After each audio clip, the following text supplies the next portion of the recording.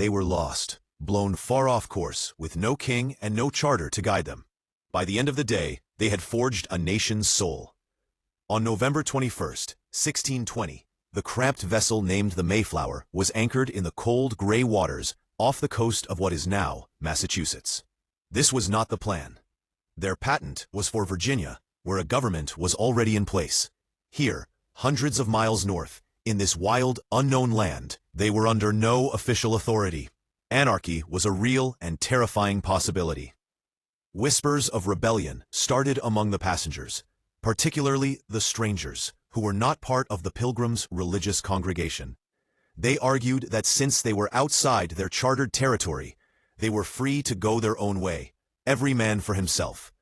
But the Pilgrim leaders, men like William Bradford and William Brewster, understood the danger. A divided, lawless settlement would not survive the brutal winter.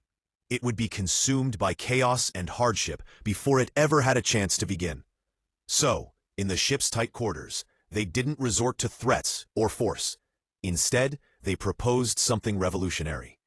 They gathered the 41 adult male heads of households and asked them to make a promise, a covenant, to God and to one another. They drafted a short, powerful document. It bound them all to covenant and combine ourselves together into a civil body politic for the general good of the colony. It was a government created not by a king, but by the people it would govern. The Mayflower Compact established governance by consent, a radical idea for its time. They created a government of the people. They created a government by the people. They created a government for the people. This simple document, born of necessity, became the first seed of American self-governance.